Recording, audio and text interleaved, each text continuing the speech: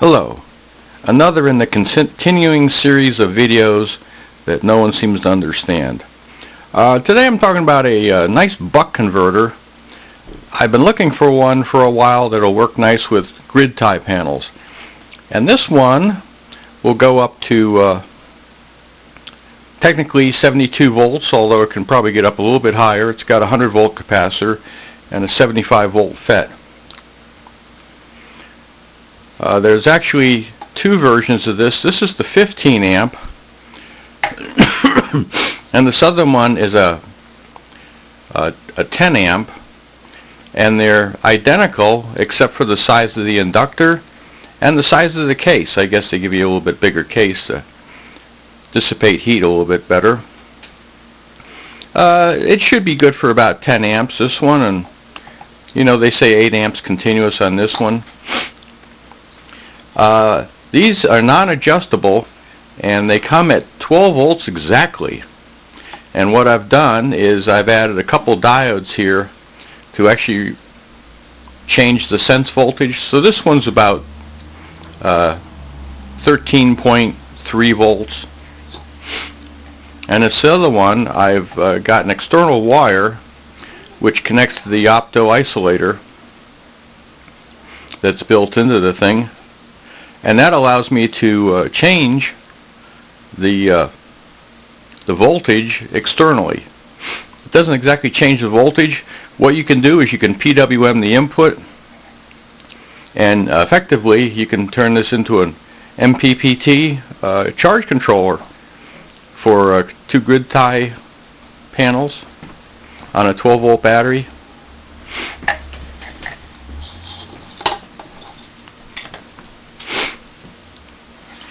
The basic circuit is they have a CR6850, and this is not exactly a pure PWM.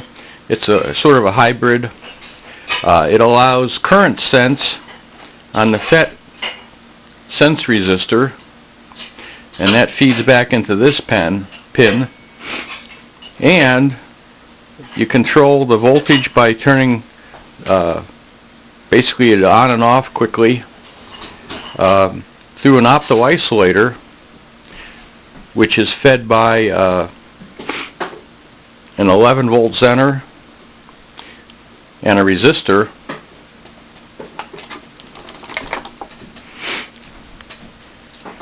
And so when the voltage gets the opto isolator is about 1 volt, the zener is 11 volts.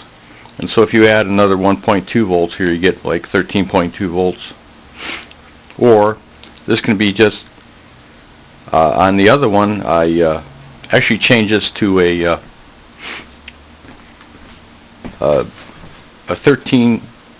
8 volt zener in series. And so this one allows me to run it. I'm going to run this with a grid tie inverter at about 20 volts. But anyways, externally, by just feeding in through a resistor for protection and a diode for isolation, you can feed this LED diode in the opto isolator, and it takes less than a quarter milliamp to drive this.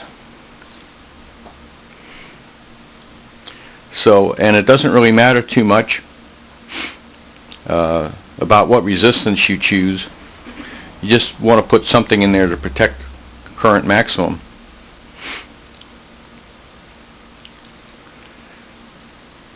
So this chip actually floats high up on the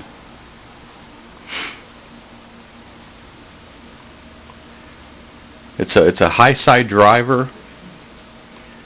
And this little diode and resistor, it's the bootstrap.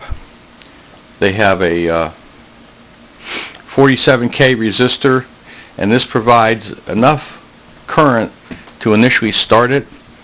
This takes 15 volts basically to start, at least 10 volts to keep running on this unit here. So you want to really stay above 30 volts with this whole thing. But it's a pretty neat little board to work with.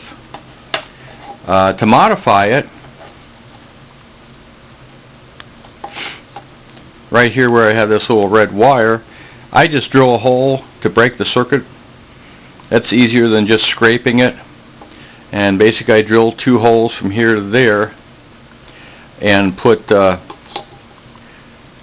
diodes on the top side for changing the voltage. Again, we have a MBR 10100, which is a 10 amp 100 volt Schottky. You know, your basic coil, and you know, a 75N75 for the FET. Anyways, it's a nice little setup. These things are cheap. You know, they're only like $4 to $6, and come in a case. And that case is big enough that you could put a little nano in here or add some extra capacitors. So, just wanted to introduce you to this. Thanks for watching.